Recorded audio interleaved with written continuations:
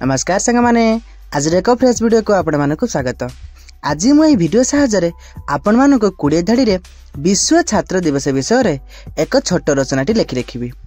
एही रचनाटी आपण मन पई अक्टोबर मासर इंपोर्टेंट डे रूपे दर्शाइबो।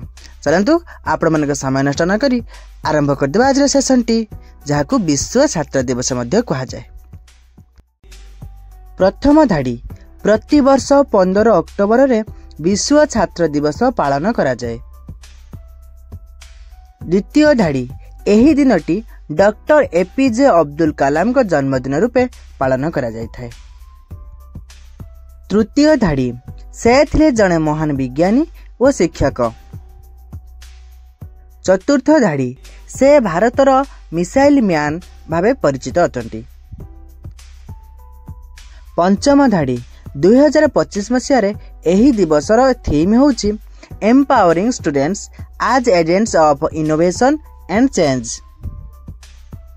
षष्ठ धाड़ी एही थीम छात्र मानकु बड़ स्वप्न देखिबा को प्रेरित करे।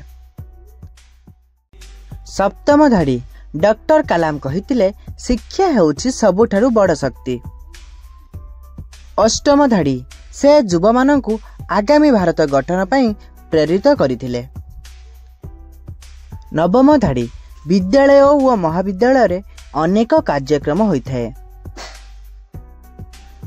दशम धाड़ी शिक्षक माने कलाम को जीवन और चिंताधारा आलोचना करती।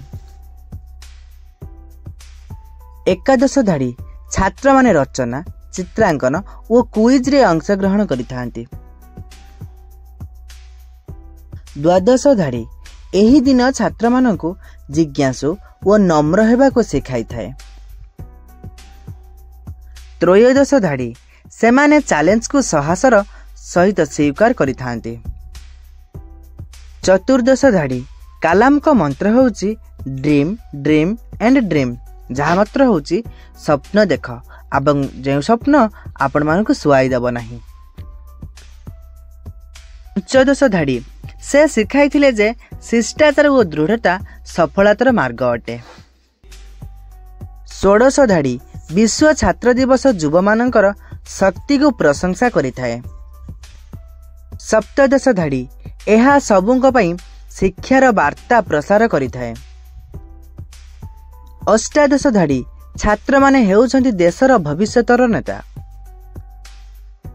ऊनविंश धाड़ी एही दिन सेमानकु अविरत चेष्टा करिबाकू प्रेरित करे।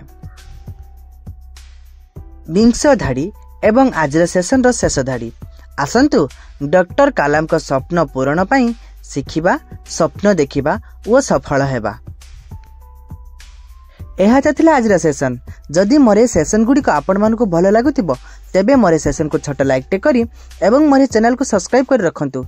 एही भली इंपोर्टेंट डे विषय रे विशेष करी आपण मानकु प्रत्येक मासर इंपोर्टेंट डे विषय जानिबा को मिलिबो। ए चैनल साहाय्य आपण मानकु एही चैनल साहाय्य नुआ नुआ एसे एप्लिकेशन लेटर राइटिंग मध्ये जानिबा को पाइबे।